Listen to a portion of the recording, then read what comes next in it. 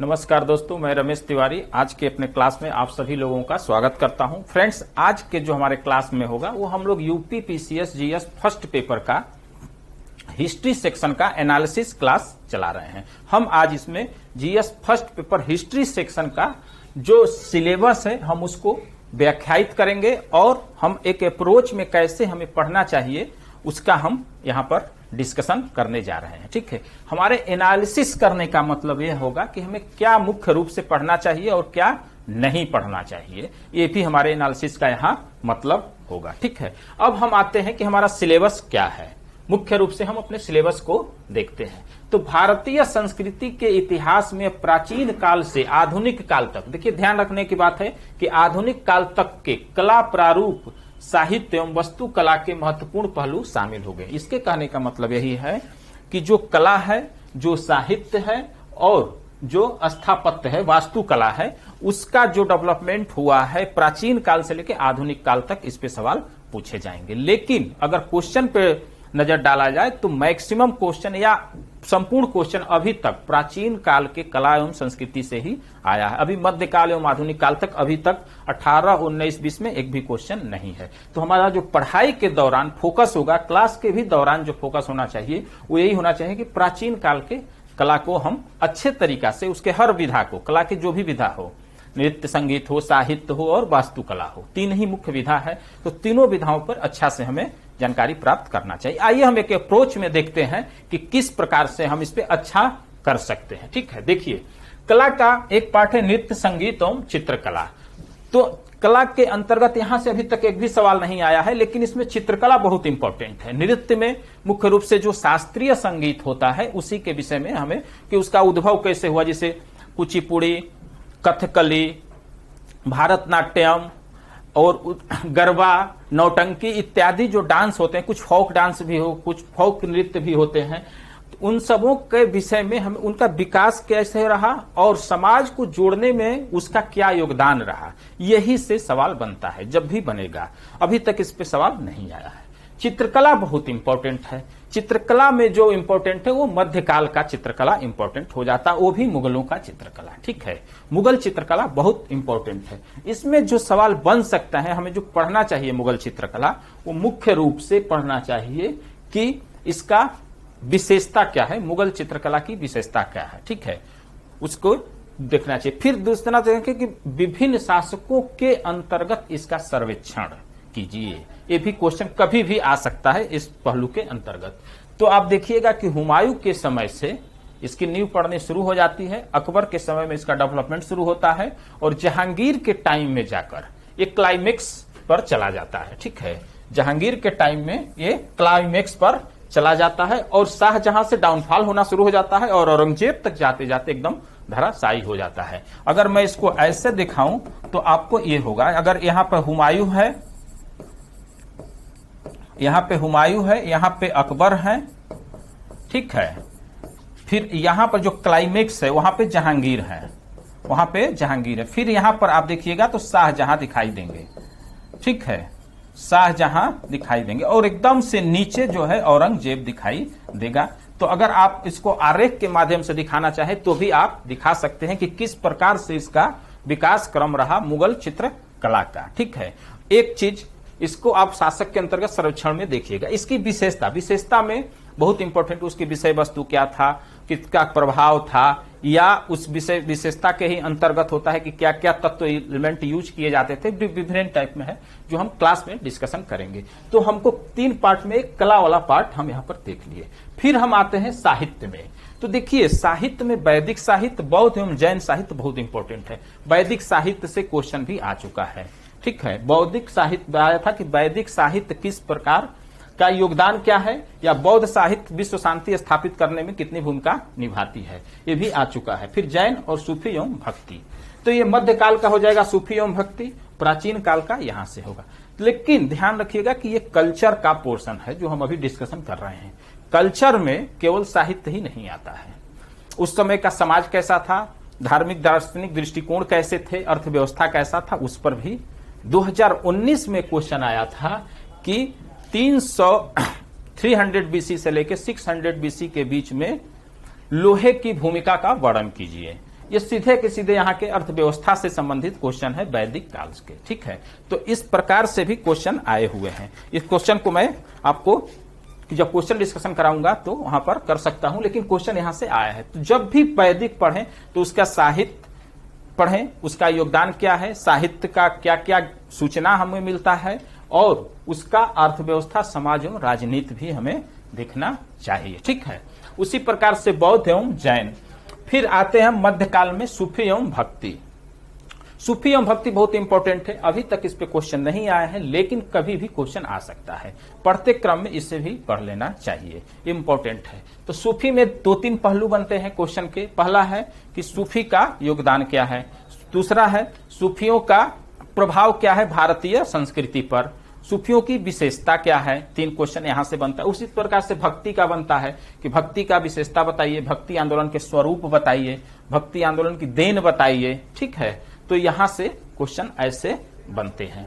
फिर हम आते हैं स्थापत्य, जो सबसे इंपॉर्टेंट है कल्चर वाले पार्ट में। तो स्थापत्य में आप देखिएगा तो भारत में स्थापत्य का प्राचीन काल में जो शुरुआत है, ये हम यहां से पढ़ते हैं, हड़प्पा से शुरू करना चाहिए हमें। हालांकि पूरा पाषाण काल से ही लोग पढ़ते हैं, लेकिन हम हड़प्पा से यहां पर कर रहे हैं, ठीक है। हड़प्पा में मुख्य रूप से आप देखिएगा तो स्थापत्य का विकास हुआ, कला का भी विकास हुआ, शिल्प कला का विकास हुआ, मोहर बनाने का हुआ, कांसा बनाने का हुआ, ये भी एक कला था। उसी प्रकार से विभिन्न प्रकार के मूर्तियां मिली हैं। फिर स्थापत्य में देखिएगा तो बड़े बड़े अन्नागार मिला है, फिर स्नानागार मिला है, लोथल से गोदीवाड़ा मिला है। तो ये सब आपको कला के अंतर्गत, वहां के स्थापत्य कला के अंतर्गत हम लोग देखेंगे, ठीक है। तो हड़प्पा को हमें अच्छा तरीके से तैयार कर लेना चाहिए। हड़प्पा में ही सवाल आता है, चूंकि हड़प्पा पूरा अपने आप में कल्चर का पार्ट है। तो यहां पर हड़प्पा की क्या विशेषता है, हड़प्पा संस्कृति का स्वरूप क्या है, हड़प्पा सभ्यता का, ये भी देख लेना चाहिए। हड़प्पा सभ्यता नगरीय सभ्यता है, नगरीय सभ्यता की क्या विशेषता है, ये सबसे यहां पर सवाल बनेंगे, ठीक है। तो इस प्रकार से हमें यहां पर ये इसको देखना होगा। हड़प्पा के बाद हम मौर्य में आते हैं। मौर्य जो स्थापत्य कला है उसको मुख्य रूप से हम 2 भागों में बांटकर मौर्य कला को देखते हैं। एक है राजभवन वाला, जो दरबारी, जो कोर्ट के, दरबार के, यानी कि शासक के अंतर्गत जिसका विकास हुआ, जिसमें बड़े बड़े भवन बनाए गए, अट्टालिकाएं बनाए गई, ठीक है। उसी समय में आप देखिएगा तो केव, गुफा बनाए गए, ठीक है, विहार बनाए गए।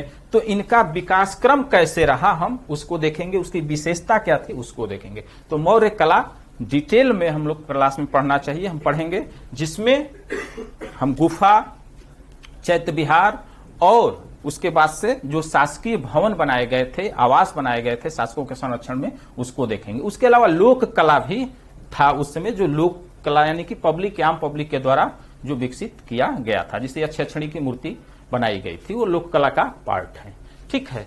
फिर मौर्य के बाद मौर्योत्तर, यहां पर जो है आप देखिएगा तो स्थापत्य कला का एक अच्छा विकास दिखाई देता है, ठीक है, मौर्योत्तर में, जिसमें खास करके कुषाणों के टाइम में और उधर सातवाहनों के टाइम में विकास हुआ था, ठीक है।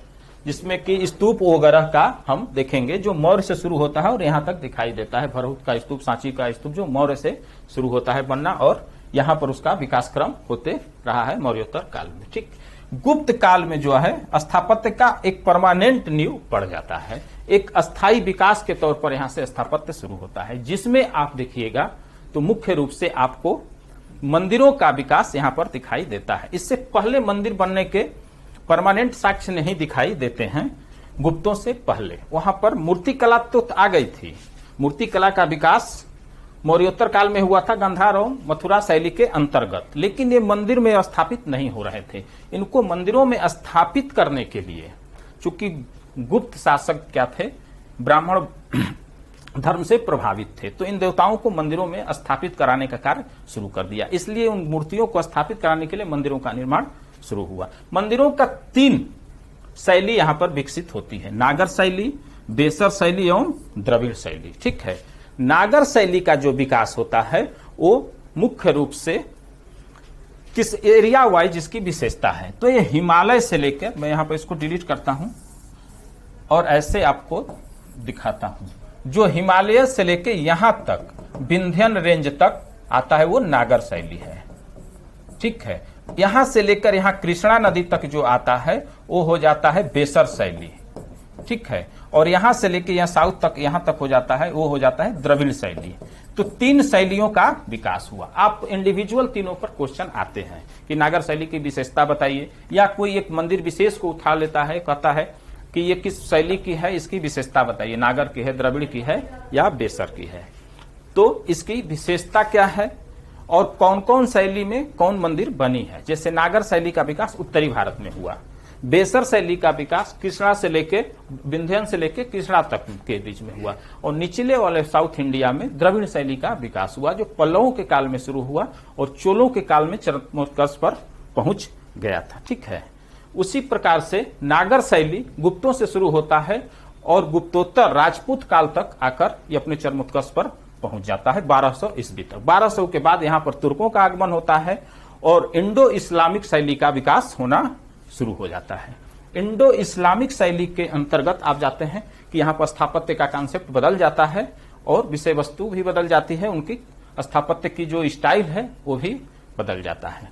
इसमें क्लाइमेक्स आता है मध्यकाल में स्थापत्य में शाहजहां के समय में, ठीक है, जो कि उससे स्थापत्य के आधार पर उनके स्वर्णकाल भी कहा जाता है। तो हम इसी क्रम में पढ़ेंगे। अगर स्थापत्य शुरू करेंगे तो हड़प्पा शुरू करेंगे, हड़प्पा, मौर्य, मौर्योत्तर, गुप्त, गुप्तोत्तर होते हुए 1200 ईस्वी तक पहुंचेंगे। इसी क्रम में पढ़ना भी चाहिए और आगे चलकर हम पूरा मुगल तक चले जाएंगे। तो इस प्रकार से संक्षिप्त में हम लोग इसका चर्चा किए। अब हम आते हैं इसके नेक्स्ट पार्ट पर। ठीक है, नेक्स्ट पार्ट है आधुनिक भारत का इतिहास। ठीक, आधुनिक भारत के इतिहास में 1757 से लेकर 1947 तक महत्वपूर्ण घटनाएं, व्यक्तित्व एवं समस्याएं इत्यादि हैं। देखिए, जो पार्ट 2 में है वही पार्ट 3 में भी है। यहां पर देख लीजिए, पार्ट 3 में भी यही है कि स्वतंत्रता संग्राम, इसके विभिन्न चरण और देश के विभिन्न भागों से इसमें योगदान देने वाले महत्वपूर्ण व्यक्तित्व और उनका योगदान। यानी कि जो इसमें हम दूसरे नंबर की पॉइंट पढ़े और तीसरे नंबर की बस भाषा का खेल है, बाकी इसमें कुछ भी ऐसा नया नहीं है। तो जहां तक आधुनिक भारत के इतिहास पढ़ने का सवाल है तो इसको हम डिटेल में थोड़ा देखते हैं और इसका हम एनालिसिस करते हैं कि क्या है। तो आधुनिक भारतीय इतिहास 1757 से 1947 तक।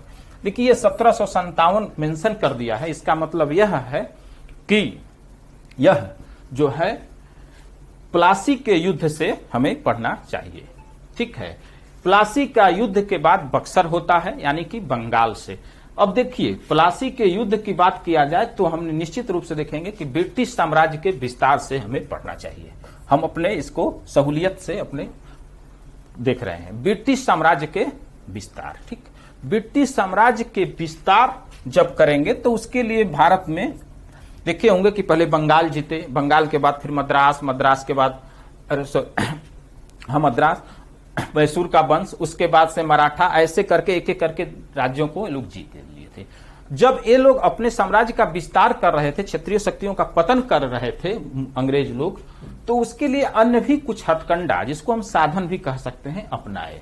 स्वाभाविक रूप से ये हथकंडा था इनका, कुछ नीतियां थी, जैसे सहायक संधि की नीति, ठीक है, हड़प की नीति, डॉक्ट्रिन ऑफ लैप्स की नीति, शिक्षा नीति, उनकी उपयुक्तावाद विचारधारा इत्यादि इसको साधन के रूप में अपने साम्राज्य विस्तार में अपनाए। ठीक है, तो ये जब साम्राज्य का विस्तार कर रहे थे तो निश्चित रूप से वहां पर क्या होगा, विरोध का एक स्वर लहर आएगा भारतीयों की तरफ से, भारतवासियों की तरफ से। जब विरोध का स्वर आया तो एक अगला कदम बढ़ता है और होता है राष्ट्रवाद का जन्म। ठीक है, जब राष्ट्रवाद का जन्म हुआ तो फिर राष्ट्रवादी बातें शुरू हो गई, यानी कि अब आजादी के क्रम में हम धीरे धीरे इस तरह बढ़ेंगे कि अब हमें लड़ाई शुरू हो जाएगा और यहां पर क्या होगा कि विरोध शुरू हो जाएगा अंग्रेजों का, तो राष्ट्रवाद का जन्म होगा। राष्ट्रवाद के बाद से आप देखिएगा कि इसी राष्ट्रवाद के घटनाक्रम में 1857 की क्रांति होती है। 1857 की क्रांति से की शुरुआत होती है। ठीक है, 1857 की क्रांति के बाद से आप देखिएगा कि 1885 में कांग्रेस की स्थापना होती है। तो ये इतिहास यहां से 1857 से लेकर 1885 तक का हो जाता है राष्ट्रवाद के क्रम में। ठीक है, 1885 से लेकर 1915 तक का एक इतिहास हो जाता है। 1915 से लेकर 1947 तक का एक हो जाता है, जिसको हम 1915 से 47 तक का गांधीयन एज के नाम से जानते हैं। तो एक इतिहास का ये धारा चलती है, इसमें विभिन्न घटनाक्रम होते हैं। ऐसा नहीं है कि ये स्मूथ है, इसमें विभिन्न राष्ट्रवादी घटनाक्रम, क्रांतिकारी घटनाक्रम होता है। उसके बाद से मार्क्सवादी कम्युनिस्ट पार्टी का विचारधारा चलता है, इसी बीच में मुस्लिम लीग की स्थापना होती है, इसी बीच में सांप्रदायिकता का नींव पड़ जाता है। ठीक है, तो ये सब चीजों का हम लोग इस क्रम में अध्ययन करेंगे। तो साम्राज्य विस्तार एक हमारा पहलू होगा, इसके अंतर्गत हम लोग इतना देखेंगे। दूसरा, चूंकि जब अंग्रेज आए तो अपने साम्राज्य, अपने उपनिवेश का विस्तार कर रहे थे। उपनिवेश बहुत परिभाषिक शब्द है, कभी क्लास में हम इसके डिटेल में चर्चा करेंगे। तो जब ये अपना उपनिवेश का विस्तार कर रहे थे अपने साम्राज्य का, तो यहां पर क्या हुआ कि उनको आर्थिक जरूरत थी।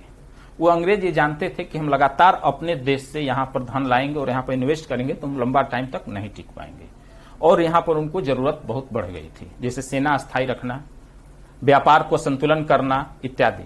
तो उसके लिए उन्होंने यहां पर आर्थिक नीति लाया। तो सबसे पहले इसमें शॉर्ट में समझिए कि भू राजस्व नीतियां लेकर आए। ठीक, भू राजस्व के नीति में उन्होंने क्या किया कि 3 सेटलमेंट लाए, परमानेंट सेटलमेंट, रैयतवारी सेटलमेंट एवं महलवारी सेटलमेंट।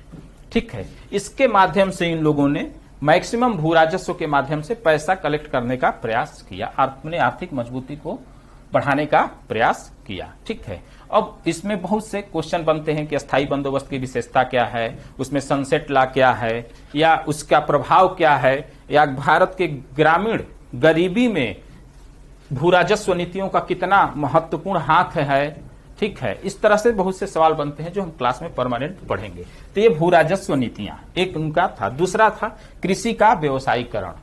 ठीक, उनके नीतियों का एक महत्वपूर्ण पार्ट था कृषि का व्यवसायीकरण। इसके भी बहुत से क्वेश्चन पहलू हैं जो हम लोग डिटेल में चर्चा करेंगे इसमें। ठीक है, तीसरा है हस्तशिल्प का पतन। ग्रामीण जो कुटीर उद्योग थे, जो कि भारत का एक, इसी हस्तशिल्प के विकास के चलते भारत एक आत्मनिर्भर अर्थव्यवस्था था, जहां से कि निर्यात ज्यादा होता था और आयात कम होता था।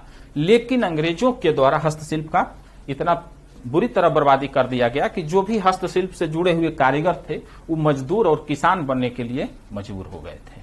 ठीक है, दरअसल हस्तशिल्प के पतन भारत में एक अपने आप में विडंबना रही है। हर देश में जब कहीं पर भी छोटे उद्योग का पतन होता है तो वहां पर उसके बदले में बड़े उद्योगों को स्थापित कर दिया जाता है, जिससे लोगों को रोजगार मिले, कारीगरों को काम मिले और भारत किसी भी देश की अर्थव्यवस्था का विकास हो। लेकिन यहां पर ऐसा कुछ भी अंग्रेजों के द्वारा नहीं किया गया। तो इस तरह से हस्तशिल्प का पतन भी हम उनके आधुनिक भारत के इतिहास में हम पढ़ेंगे। ठीक है, उसके बाद से ड्रेन ऑफ वेल्थ, धन की निकासी। ठीक, धन की निकासी भी हम देखेंगे कि किस प्रकार से धन की निकासी हुआ।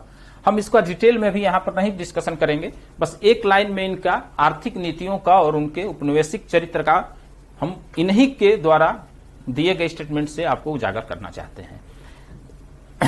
एक उनका विद्वान है सुल्विन। सुल्विन कहता है कि हमारी अर्थव्यवस्था एक स्पंज की तरह कार्य करती है, जो सब कुछ गंगा के तट से निचोड़ लेती है, सोख लेती है और टेम्स के किनारे ले जाकर उड़ेल देती है।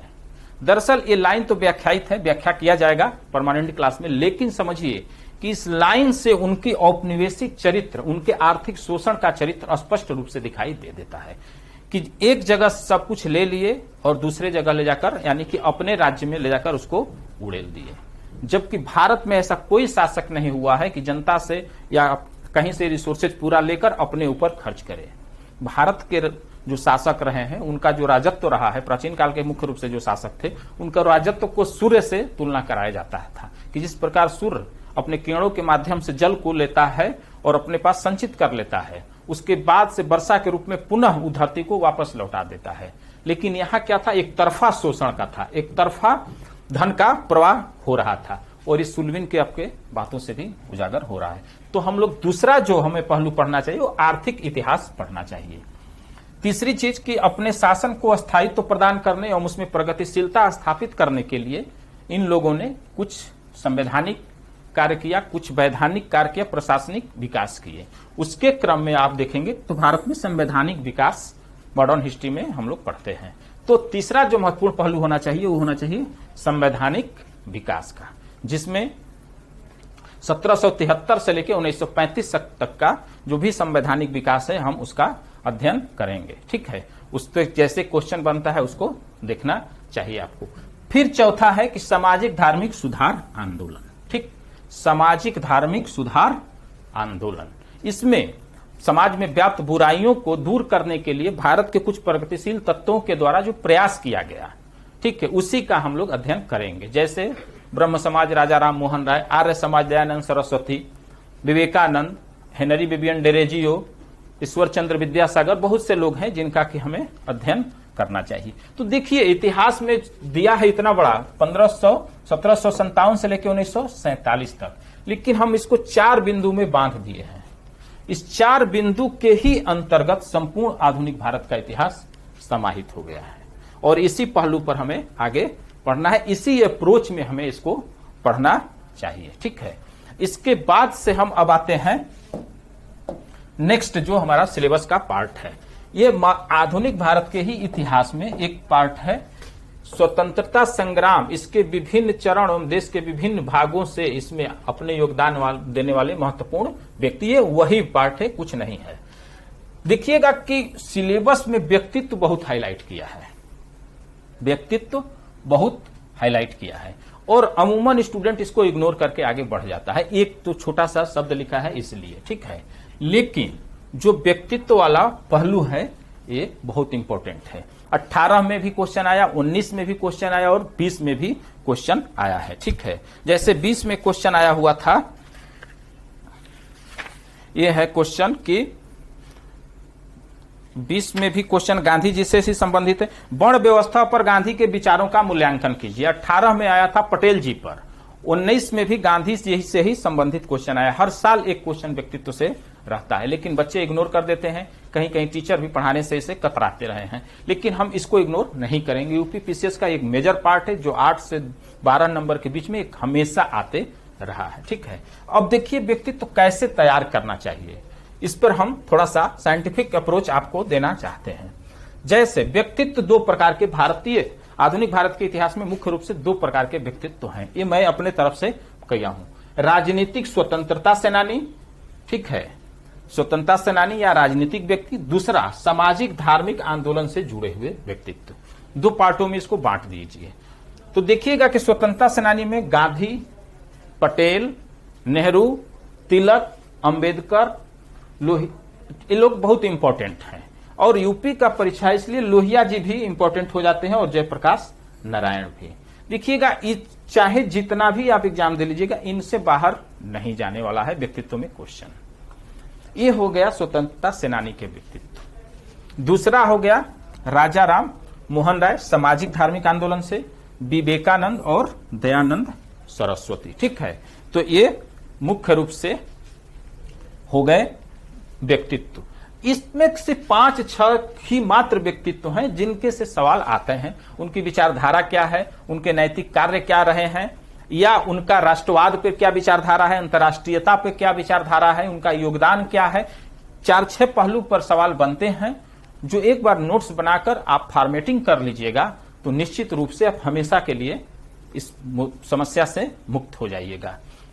यहां पर मैं आपको एक बात और बताऊं अगले बिंदु तक जाने से पहले, कि यूपी पीसीएस का जो एग्जाम है वो पढ़ने का तो एग्जाम है ही है, यूपीसीएस यूपीएससी जो भी पढ़ने का तो एग्जाम है ही है, लेकिन पढ़ना कम और लिखने का ज्यादा एग्जाम हो चुका है। इस बात पे आप लोग विशेष ध्यान दीजिएगा। अभी स्ट्रेटजी क्लास नहीं है, स्ट्रेटजी क्लास में एक बार लूंगा कभी, लेकिन इस बार ध्यान रखिएगा कि किसी को भी 8 नंबर का है 125 शब्द में लिखना है और 12 नंबर का है मैक्सिमम 200 शब्दों में लिखना है।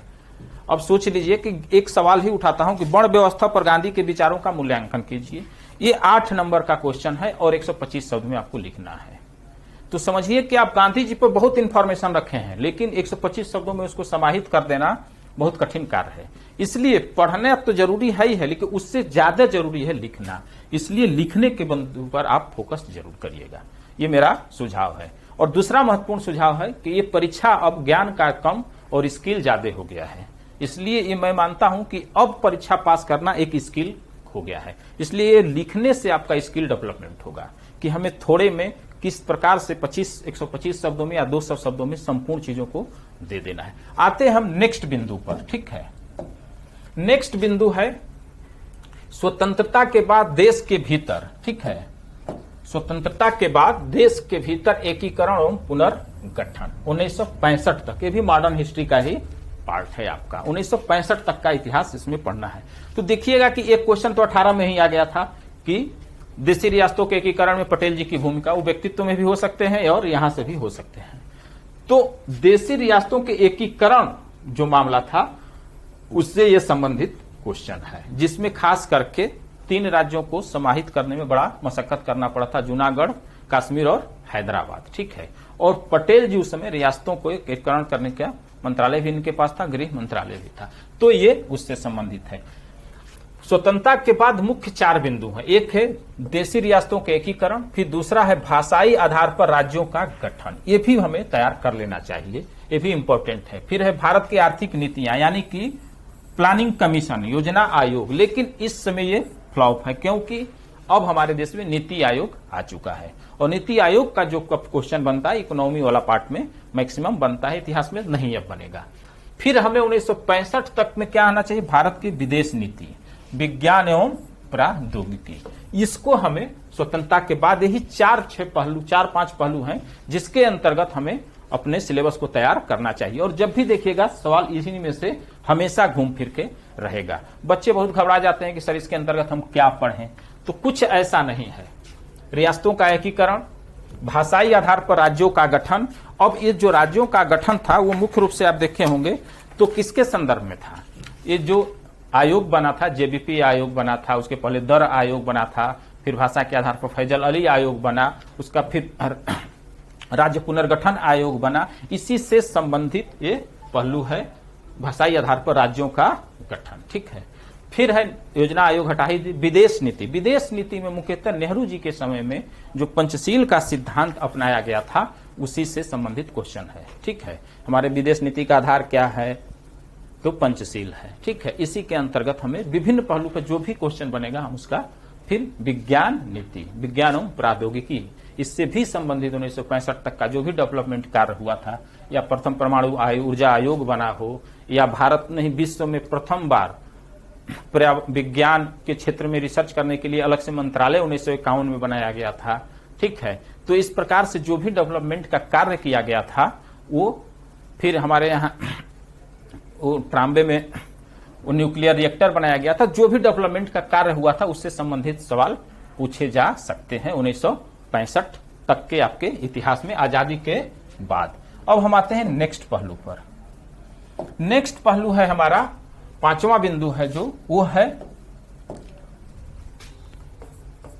विश्व इतिहास से संबंधित। देखिए कहने के लिए तो विश्व इतिहास और देखने के लिए बहुत बड़ा सिलेबस है, ठीक है। जैसे हम पढ़ते रहे कि विश्व के इतिहास में 18वीं सदी से 20वीं सदी के मध्य तक की घटनाएं, जैसे फ्रांसीसी क्रांति, 1789 की औद्योगिक क्रांति, विश्व युद्ध, राष्ट्रीय सीमाओं का पुनः सीमांकन, उपनिवेशवाद की समाप्ति, राजनीतिक दर्शन शास्त्र जैसे समाज साम्यवाद, पूंजीवाद, समाजवाद, नाजीवाद, फांसीवाद इत्यादि, और उसका समाज पर पड़ने वाले प्रभाव। तो देखिए विश्व इतिहास बड़ा उलझा हुआ पेपर है, लोग बहुत डरते हैं इससे, लेकिन समझ में नहीं आता कि इससे डरने की कोई जरूरत नहीं। विश्व इतिहास में 1-2 की है, ध्यान रखिएगा कि 1-2 की है, जिसको पकड़ लीजिए और जिसका यहां पर अप्रोच क्लियर हो गया, कॉन्सेप्ट क्लियर हो गया, तो निश्चित रूप से बहुत बेस्ट कर सकता है, ठीक है। देखिए कैसे मैं आपको बताने का, समझाने का प्रयास कर रहा हूं कि हम इसका एनालिसिस करते हैं। देखिए क्वेश्चन क्या है, 18 सिलेबस है कि 18वीं सदी से 20वीं सदी के मध्य तक की घटनाएं, ठीक है। 18वीं सदी से 20वीं सदी के मध्य तक की घटनाएं, जैसे फ्रांसीसी क्रांति। अब हम पहले देखते हैं 18वीं सदी से, ठीक है। तो इसमें जो एक चीजें छूट जाती हैं 18वीं सदी से शुरुआत करने पर, पुनर्जागरण। पुनर्जागरण कब है, 16वीं सदी की घटनाक्रम है। लेकिन विश्व के इतिहास में, विश्व इतिहास में पुनर्जागरण रीढ़ है, ये रीढ़ की हड्डी है उसके इतिहास की। अगर ये मजबूत नहीं हुआ तो यहां पर आप कुछ भी नहीं समझ पाइएगा। हम इसी को पकड़कर आपको समझाने का प्रयास कर रहे हैं। पुनर्जागरण सिलेबस में नहीं है, फिर भी पुनर्जागरण से ही आप पढ़ाई शुरू करिएगा। कैसे, देखिए जब पुनर्जागरण पढ़िएगा तो पुनर्जागरण का क्या क्या डिमांड था? मानवतावादी दृष्टिकोण था, तार्किकता था, भौगोलिक खोज था, वैज्ञानिक था, ठीक है। तो ये सब चीजें थी, यहां से शुरुआत होती है। पुनर्जागरण का मतलब ही होता है वैसी अवस्था जहां मानवतावादी दृष्टिकोण हो और तर्क की और वैज्ञानिकता की, प्रकृतिशीलता की जहां पर स्थान दिया जाए, उसी अवस्था को हम पुनर्जागरण कहते हैं। पुनर्जागरण का ये मतलब कभी नहीं होता है कि फिर से जागना, सोए हुए व्यक्ति को फिर से जगा देना, ठीक है। पुनर्जागरण जब अपने परिपक्व अवस्था में आया तो प्रबोधन हुआ, ठीक है। पुनर्जागरण जब अपने परिपक्व अवस्था में आया तो क्या हुआ? प्रबोधन हुआ, ठीक है। इसी प्रबोधन के क्या क्या डिमांड थे? यहां भी प्रबोधन का महत्वपूर्ण जो डिमांड था वो ये था कि ज्ञान को विज्ञान से जोड़ना है, ज्ञान को विज्ञान से जोड़ना है। उसके साथ ही देखिएगा प्रयोग परीक्षण पर बल, ठीक है। ऐसा कोई भी ज्ञान नहीं लिया जाए जो प्रयोग पर, परीक्षण पर आधारित न हो। किसी के कहा सुना आस्था पर आधारित ज्ञान का कोई यहां पर महत्व अब नहीं रहा। उसी प्रकार से कारण कार्य संबंध, यहां इसकी मानवतावादी दृष्टिकोण, प्राकृतिक धर्म इत्यादि जो है इसकी महत्वपूर्ण पहलू हैं किसके? प्रबोधन के, ठीक है। तो इस प्रबोधन से जो है, और इसके विचारक कौन कौन से थे? रूसो, कांट इत्यादि लोग, ठीक है।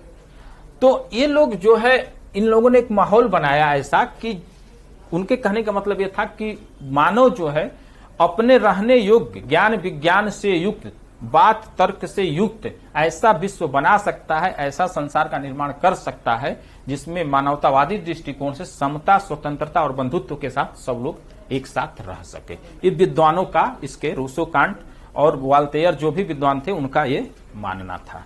तो देखिए क्या है, इसको बस पकड़ना है हमें कि पुनर्जागरण किसको? प्रबोधन को जन्म दिया, ठीक है।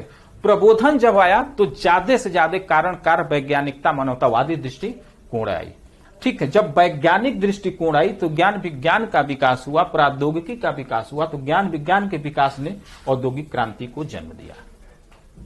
औद्योगिक क्रांति एक महत्वपूर्ण पहलू है जो आपको पढ़ना है। जैसे इसमें बनता है कि औद्योगिक क्रांति कारण क्या है, उसका परिणाम क्या है, औद्योगिक क्रांति इंग्लैंड में ही क्यों हुई, ठीक है। तो इसके अगर कारण देखें तो भी बहुत है, अगर इसके परिणाम देखें तो आज तक इसका हमें परिणाम या प्रभाव दिखाई देता है। जैसे पर्यावरणीय मुद्दा भी ले लीजिएगा तो भी दुष्परिणाम के रूप में, या डेवलपमेंट में देखिएगा तो भी, ग्लोबलाइजेशन में देखिए तो आज तक इसका परिणाम है। तो इसके परिणाम भी हमें देखना होगा, ठीक है। औद्योगिक क्रांति जब हुई तो पैसा खूब इकट्ठा हुआ वेस्टर्न कंट्री के पास, और उनको क्या था? औद्योगिक अपने कच्चे माल की जरूरत थी, औद्योगिक आवश्यकताओं की पूर्ति करने के लिए। तो वो लोग इसके लिए आगे बढ़े और देश विदेश की खोज करना शुरू किए, अपने उपनिवेश को स्थापित करना शुरू किए। तो उपनिवेशवाद आया। उपनिवेशवाद ने किसको जन्म दिया? एक कारण हो जाता है प्रथम विश्व युद्ध का। तो देखिए कि हम यहां से चले यहां और आ गए कहां? प्रथम विश्व युद्ध तक। एक महत्वपूर्ण ये भी धारा विश्व इतिहास में चलती है, हमें इसी तरह से इसको पढ़ना चाहिए। प्रबोधन ने वाद विवाद को जन्म दिया था। प्रबोधन ने कहा था कारण कार्य की सिद्धांत, स्वतंत्र विचार रखने की बात की थी। जब स्वतंत्र विचार रखिएगा तो निश्चित है कि विभिन्न प्रकार के विचारों का जन्म होगा, और ये जन्म हुआ औद्योगिक क्रांति के ही चलते। जब औद्योगिक क्रांति हुई तो यूरोपीय कंट्री में खास करके दो वर्ग सामने आ गए, एक पूंजीपति वर्ग जो, और दूसरा श्रमिक वर्ग, एक शोषक एक शोषित। यहां पर क्या हुआ कि क्लैश होने लगा। जब क्लैश होने लगा तो पूंजीपति कैसे क्लैश हुआ कि पूंजीपति चाहते थे कि मैं मैक्सिमम शोषण के माध्यम से अधिकतम पूंजी इकट्ठा कर लूं, वहीं श्रमिक जो थे वो इसके शिकार हो रहे थे। उनको संसाधनों में उतना हिस्सा नहीं मिल पा रहा था जिस तरह से उनको चाहिए या जो श्रम कर पा रहे थे। इसके बाद से क्या हुआ कि वहां पर लोगों का विचार आने लगा और दूसरे आर्थिक राजनीतिक दर्शनों का जन्म हुआ। उसी में जन्म होता है समाजवाद का, उसी में जन्म होता है साम्यवाद का, पूंजीवाद का, ठीक है। ये महत्वपूर्ण है यहां पर, तो हमें इसको इस क्रम में ले चलना होगा। आप देखे होंगे कि यहां पर प्रबोधन में ही समानता, स्वतंत्रता और बंधुत्व की बात की जा रही थी, स्वतंत्र चिंतन की बात की जा रही थी, और समानता की बात, यानी कि एक वर्ग विशेषाधिकार से युक्त होता था जो सामंतवादी प्रवृत्तियों में, राजतंत्र में, अब वहां पर उसको दूर करने का, उसको एबॉलिश करने का बात यहां पर किया जा रहा था। ऐसी स्थिति में क्या हुआ कि यहां पर जो निरंकुश राजतंत्र स्थापित था अब वो शंका के घेरे में आ गए। आम जनता अब उनको दूर करने का प्रयास करने शुरू कर दी। उसी क्रम में आप देखिएगा तो फ्रांस की क्रांति आपको पढ़ना होगा, उसी कॉन्सेप्ट में होता है। फ्रांस की क्रांति 1789 ईस्वी का, उसके कारण एवं परिणाम, ठीक। ये उसी प्रकार से औद्योगिक अमेरिका की क्रांति, रूस की क्रांति इत्यादि भी आपको थोड़ा सा देख लेना चाहिए, लेकिन स्पष्ट मेंशन इसका किया है तो यही मुझे लगता है कि बार बार इसी सवाल आएगा। इसके कारण क्या थे, उसके परिणाम क्या हुआ, उसका प्रभाव क्या हुआ, यही क्वेश्चन जो है आपसे बनेगा। हम यहां पर उपनिवेशवाद से चलकर विश्व युद्ध तक आ गए थे, क्योंकि विश्व युद्ध को कराने में उपनिवेशवाद का एक महत्वपूर्ण भूमिका रहा था, ठीक है। औपनिवेशिक देशों में जो अपने प्रतिस्पर्धा था साम्राज्य को विस्तार को लेकर एक महत्वपूर्ण कारण था। तो अब हम आ जाते हैं 1914 की घटना, 1914 से लेकर 1945 तक। तो इसमें हम क्या देखेंगे, 1914 से 1918 तक प्रथम विश्व युद्ध होता है, तो उसके कारण देखेंगे, कारण के बाद उसका परिणाम देखेंगे। उसके बाद से 1920 में लीग ऑफ नेशन की स्थापना हुई, हम उसको देखेंगे, लीग ऑफ नेशन की असफलता हुई उसको देखेंगे। इसके बाद हम वर्साय की संधि देखेंगे।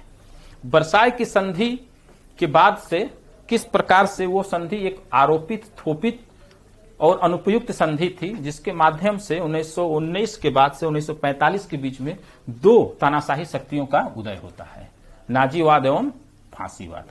यानी कि हम यहीं पर हिटलर और मुसोलिनी देख लेंगे। और देखिए लगातार क्वेश्चन आया है, मुसोलिनी की गृह नीति से संबंधित क्वेश्चन आया है, देख लेता हूं क्वेश्चन भी, और उसके पहले हिटलर से भी आ चुका है। तो ये व्यक्तित्व में भी है और इसी घटनाक्रम के बीच का ये लोग प्रोडक्ट हैं। इटली में फांसीवाद के नेता मुसोलिनी की विदेश नीति पर समीक्षात्मक टिप्पणी कीजिए, 8 नंबर में आया है मुसोलिनी के विदेश नीति पर, ठीक है। तो यहां पर हम क्या देखेंगे, 1914 से 1945 के बीच में इतना घटनाक्रम होगा जिसमें कि नाजीवाद एवं फांसीवाद, यानी कि अब विदेश नीति आए, कभी होम पॉलिसी भी उनकी आ सकती है, गृह नीति भी। तो उनकी गृह नीति, विदेश नीति, द्वितीय विश्व युद्ध में इनकी भूमिका या द्वितीय विश्व युद्ध कराने में इनकी कहां तक रोल रहा, इस सब चीजों का देखेंगे, ठीक है। इसके बाद से आ जाइए द्वितीय विश्व युद्ध में 1939 से 1945। तो इसका कारण, उसका परिणाम और उसके बाद से क्या शांति के लिए किए गए प्रयास, कारण, परिणाम। और परिणाम में क्या क्या हो जाएगा, तो कोल्ड वार हो जाएगा उसके परिणाम में। मुख्य रूप से कोल्ड वार डायरेक्ट नहीं है, लेकिन यहां पर आपको मिल जाएगा। प्रथम नहीं, ये द्वितीय विश्व युद्ध है। द्वितीय विश्व युद्ध में इसके परिणाम जो है तो कोल्ड वार हो जाएगा। शांति के लिए किए गए प्रयास एक पहलू, तो शांति के लिए जो प्रयास किया गया उसमें मुख्य रूप से क्या था कि 1945 में यूएनओ की स्थापना की गई, ठीक। यूएनओ की स्थापना एक महत्वपूर्ण शांति के लिए प्रयास है, ये आपके सिलेबस में है। और हम यूएनओ को देखेंगे, उसकी प्रासंगिकता देखेंगे, उसकी स्थापना देखेंगे, उसके कार्य भी देखेंगे। लेकिन एक दूसरा महत्वपूर्ण पहलू है जो शांति के ही लिए थे और हम भारतीयों के लिए बहुत महत्वपूर्ण है, उसको हमेशा शांति के ही एक प्रेरक तत्व के रूप में देखना चाहिए, वो है गुटनिरपेक्ष। हम यूएनओ के साथ गुटनिरपेक्ष को भी शांति के स्थापित करने वाले प्रेरक के रूप में देखेंगे, ठीक है।